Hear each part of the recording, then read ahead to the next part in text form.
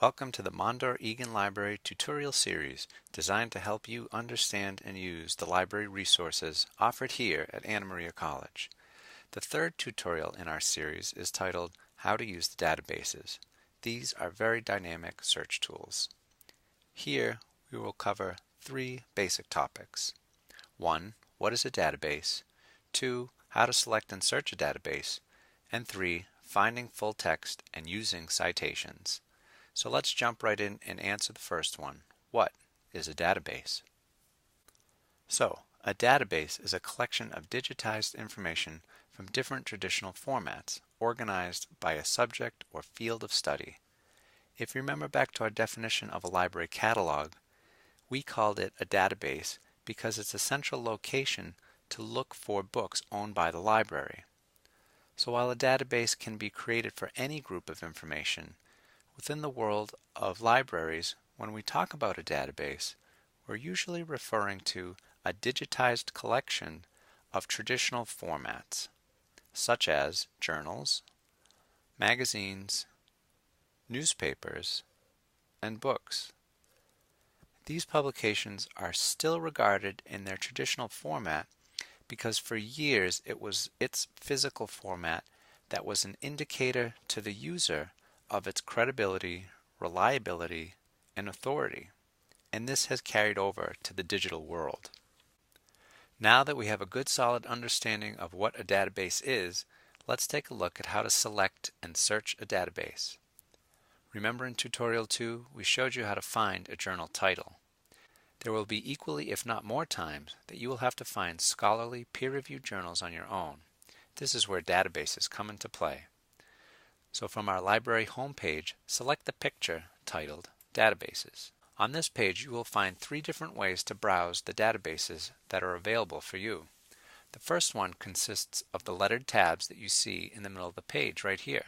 So for example, if I click on A, you will see the three databases we have that start with A. This will become more useful once you become comfortable with the different databases that we have. The next one, which is a great place to start, is the database subject list. Here we have broken down all of our databases into subject areas. This will give you a better feel on where to start your searching. It is also useful to take a quick look at the description of each database. The last one we have is the complete A to Z list. If you wanted a quick glance at everything we had, you could come here. Now let's try a basic keyword search. For example, let's say I'm doing a research paper on football players and concussions, assessing athlete safety. So here at the library, we would recommend you start with the database subject list. And from there, go to the General Database tab. Listed here is Academic OneFile. This is a good place to start because it provides the best subject variety in a single database, especially for researching academic journals.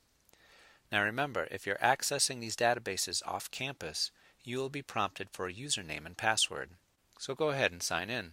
So let's take a look at our research statement or our research question again and pull out a keyword to start with. I'm going to choose concussion. Once your subject term is in, click on the magnifying glass. Now once we've entered the search results page, the first thing I like to look at is the number of search results. This will let me know if I need to narrow or broaden my search. Now I've got over 1,000 hits here, so the best thing to do is to narrow my search. Add another one of your keywords to your search. The best way to do that is to go up to Advanced Search and enter 2 keywords. This is called building a search string. Once you're ready, click Search. Now we have 273. This is more manageable, but we still want to narrow it down a little bit more. Now I'm going to take you to the left-hand side of the page where we can start to use some of the tools provided by the database. First thing I'll always click on is only peer-reviewed. It's not always guaranteed that it will give you just peer-reviewed journals, so you always want to be diligent on what articles you finally choose. Below this, we want to make sure we're searching on academic journals. And then just below this, they give you some related subjects that you can search that you may not have thought of with your original search terms. I see here they have head injuries. I never thought of it in that term before, so I'm going to click on it, and now I have 33 results. I could scroll through and look at all the titles, or I could try to narrow it just a little bit more. So I'm going to show you one more way to do it.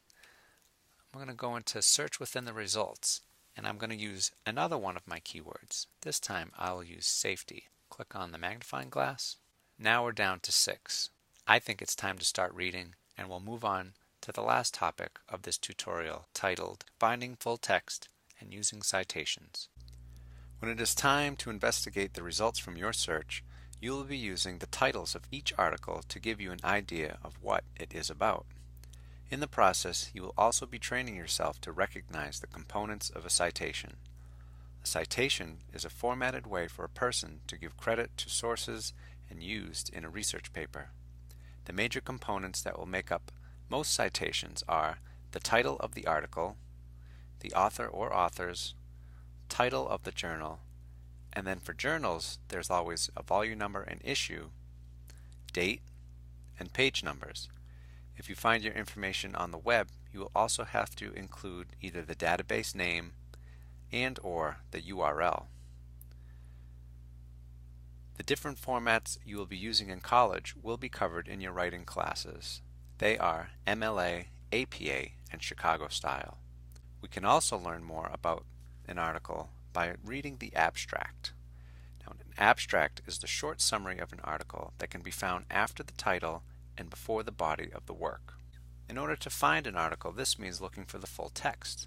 If there is full text for an article, usually a database will supply it in a PDF form, and there will be a link underneath the title of the article.